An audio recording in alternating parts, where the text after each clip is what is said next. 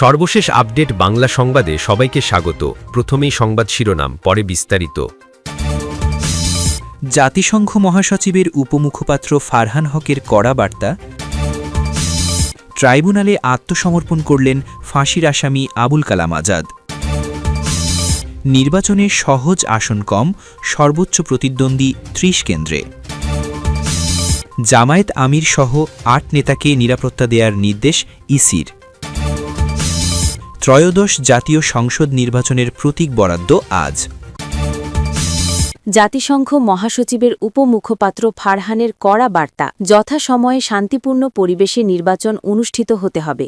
বাংলাদেশের সংসদ নির্বাচন শান্তিপূর্ণ, নিরাপদে ও যথাসময়ে অনুষ্ঠিত হওয়ার তাগিদ দিয়েছেন জাতিসংঘের মহাসচিব অ্যান্টোনিও গুতেরেসের উপমুখপাত্র ফারহান হক।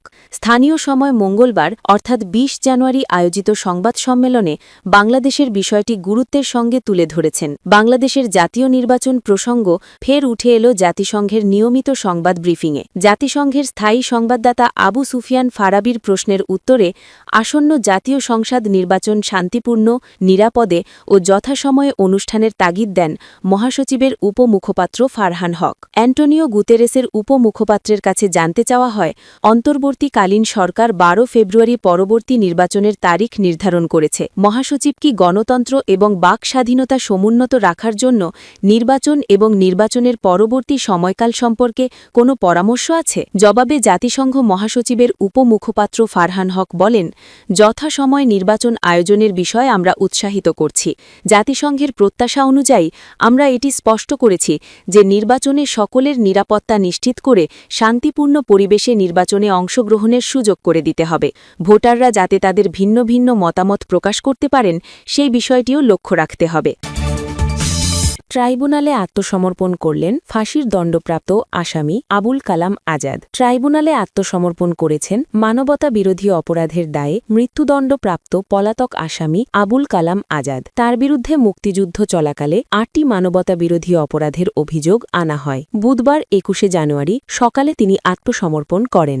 গত বছর নিজের সাজা স্থগিতের জন্য স্বরাষ্ট্র মন্ত্রণালয়ে আবেদন করেন আবুল কালাম আজাদ। ফৌজদারি কার্যবিধির ৪০১ ধারা অনুযায়ী এই আবেদন করেন তিনি। এর আগে ২০১৩ সালের ২১ জানুয়ারি আন্তর্জাতিক অপরাধ ট্রাইব্যুনাল ২ এর চেয়ারম্যান বিচারপতি ওবায়দুল হাসান তাকে মৃত্যুদণ্ডের রায় দেন। ৮টি মানবতা বিরোধী অপরাধের মধ্যে ৬০টিতেই তিনি দোষী সাব্যস্ত হন। ৩টিতে তার মৃত্যুদণ্ড, ৪টিতে কারাদণ্ড দেবার সুযোগ থাকলেও মৃত্যুদণ্ড দেবার কারণে সেসব অপরাধের বিষয়ে দণ্ডাদেশ দেননি ট্রাইব্যুনাল। অপর একটি অভিযোগ প্রসিকিউশন প্রমাণ করতে না পারায় সেটি খারিজ করা হয়। আবুল কালাম আজাদের বিরুদ্ধে মুক্তিযুদ্ধকালে ১৪ জনকে হত্যা, ৩ নারীকে ধর্ষণ, ৯ জনকে অপহরণ, ১০ জনকে আটক রাখা, ৫ বাড়িতে অগ্নিসংযোগ এবং ১৫টি বাড়ির মালামাল লুণ্ঠনের অভিযোগ প্রমাণিত হয়েছে। আবুল কালাম আজাদের বিরুদ্ধে ঘোষিত এই রায়ের মধ্য দিয়ে যুদ্ধাপরাধের প্রথম কোনো মামলার রায় ঘোষণা করা হয়। তবে পলাতক থাকায় তাকে ট্রাইব্যুনালে হাজির করা সম্ভব হয়নি। তার বিরুদ্ধে গ্রেফতারি পরোয়ানা জারির আগেই পালিয়ে ভারত হয়ে তিনি পাকিস্তানে চলে যান বলে জানায় আইন শৃঙ্খলা বাহিনী। ২০১২ সালের ২৬ ডিসেম্বর উভয় পক্ষের যুক্তিতর্ক অর্থাৎ আর্গুমেন্ট উপস্থাপন শেষ করার মাধ্যমে মামলার বিচারিক প্রক্রিয়া শেষ হয়। এরপর এ মামলার রায় অপেক্ষমান অর্থাৎ CAV রেখে আদেশ দেন ট্রাইব্যুনাল। এর আগে আন্তর্জাতিক অপরাধ ট্রাইব্যুনাল ২ শুরু হয় ৭১ মানবতা বিরোধী অপরাধে অভিযুক্ত আবুল কালাম আজাদের বিরুদ্ধে রায় ঘোষণা। নির্বাচনে সহজ আসন কম, সর্বোচ্চ প্রতিদ্বন্দ্বী ৩ কেন্দ্রে। ত্রয়োদশ জাতীয় সংসদ নির্বাচনে মনোনয়ন প্রত্যাহার শেষে প্রতিদ্বন্দ্বী প্রার্থীর চূড়ান্ত তালিকা প্রকাশের পর স্পষ্ট হয়ে গেছে, এবারের নির্বাচন শুধু বড় দলগুলোর দ্বন্দ্বে সীমাবদ্ধ নয়, বরং কিছু আসনে বহুপক্ষীয় লড়াই ভোটের সমীকরণকে জটিল করে তুলেছে।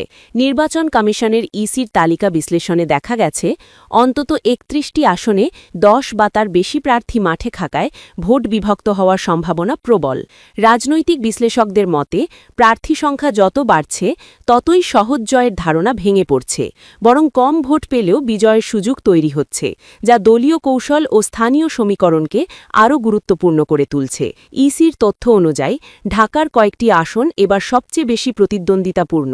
ঢাকা ১২ আসনে সর্বোচ্চ ১৫ জন প্রার্থী মাঠে রয়েছেন। এরপর নারায়ণগঞ্জ ৪ আসনে ১৩ জন এবং খুলনা ১, ঢাকা ৯, ঢাকা ৪ ও গাজীপুর ২ আসনে ১২ জন করে প্রার্থী প্রতিদ্বন্দ্বিতা করছেন।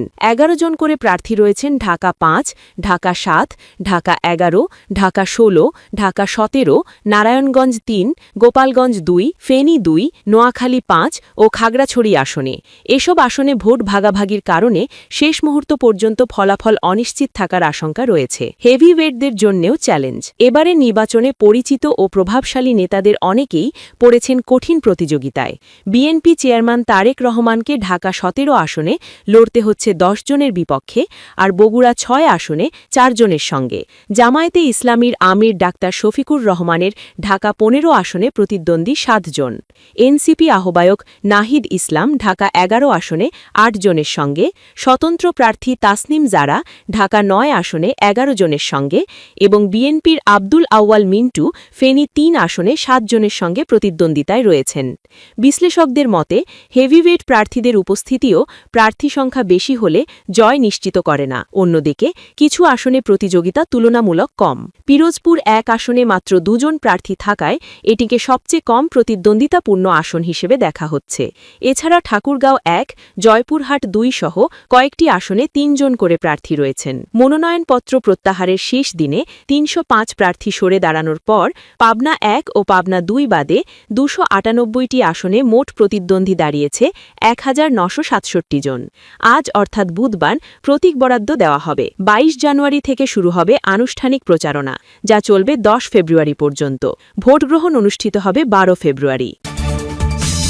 জামায়াত আমিরসহ ৮ নেতাকে নিরাপত্তা দেওয়ার নির্দেশ ইসির। জামায়াত ইসলামীর আমির ড শফিকুর রহমান সহ ২ দলের ৮ নেতাকে নিরাপত্তা দিতে নির্দেশনা দিয়েছে নির্বাচন কমিশন ইসি। গতকাল মঙ্গলবার ইসির উপসচিব মোহাম্মদ মুনির হোসেন সাংবাদিকদের এই তথ্য জানান। এ সংক্রান্ত চিঠি ইতোমধ্যে স্বরাষ্ট্র মন্ত্রণালয়ের জ্যেষ্ঠ সচিবকে পাঠানো হয়েছে। ইসি জানিয়েছে, জামায়াত ইসলামীর আমির ড শফিকুর রহমান, দলটির নায়েবে আমির ও সাবেক এমপি ড সৈয়দ আবদুল্লাহ মুহাম্মদ তাহের, এটিএম আজহারুল ইসলাম, অধ্যাপক মুজিবুর রহমান, সেক্রেটারি জেনারেল অধ্যাপক মিয়া গোলাম পরোয়ার, সহকারী সেক্রেটারি ও সাবেক এমপি জেনারেল ড হামিদুর রহমান আজাদ এবং মৌলানা রফিকুল ইসলাম খান নিরাপত্তা চেয়েছেন। তাদের আবেদনের পরিপ্রেক্ষিতে স্বরাষ্ট্র মন্ত্রণালয়কে প্রয়োজনীয় ব্যবস্থা নিতে বলা হয়েছে। একই সঙ্গে গাজীপুর ১ আসনের বিএনপি প্রার্থী মুজিবুর রহমানকে আগামী ১২ ফেব্রুয়ারি ভোট গ্রহণের দিন পর্যন্ত নিরাপত্তা দিতে স্বরাষ্ট্র মন্ত্রণালয়কে নির্দেশ দিয়েছে ইসি। স্বরাষ্ট্র মন্ত্রণালয়ের জ্যেষ্ঠ সচিবকে পাঠানো চিঠিতে বলা হয়,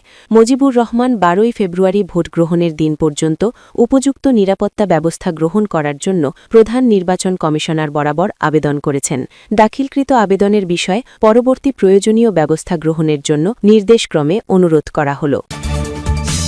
ত্রয়োদশ জাতীয় সংসদ নির্বাচনের প্রতীক বরাদ্দ আজ।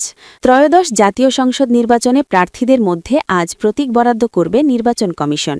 নিজ নিজ নির্বাচনী এলাকার রিটার্নিং কর্মকর্তার কার্যালয় থেকে প্রতীক বরাদ্দ নেবেন প্রার্থীরা। প্রতীক পাওয়ার পর আগামীকাল বৃহস্পতিবার ২২ জানুয়ারি থেকে আনুষ্ঠানিক প্রচারণায় নামবেন প্রার্থীরা। ভোট গ্রহণ শুরু হওয়ার ৪৮ ঘণ্টা পূর্ব পর্যন্ত নির্বাচনী প্রচারণা করা যাবে। বিরতিহীনভাবে ভোট গ্রহণ অনুষ্ঠিত হবে ১২ ফেব্রুয়ারি সকাল ৭:৩০টায় এবং চলবে বিকেল ৪:৩০ পর্যন্ত। ব্যালট পেপারের মাধ্যমে স্বচ্ছ ব্যালট বাক্সে ত্রয়োদশ জাতীয় সংসদ নির্বাচন ও গণভোটের ভোটগ্রহণ অনুষ্ঠিত হবে। ব্যালট পেপারের মাধ্যমে এই নির্বাচনে দেশের প্রায় ১২ কোটি ৭৭ লাখ ভোটার তাদের ভোটাধিকার প্রয়োগ করবেন।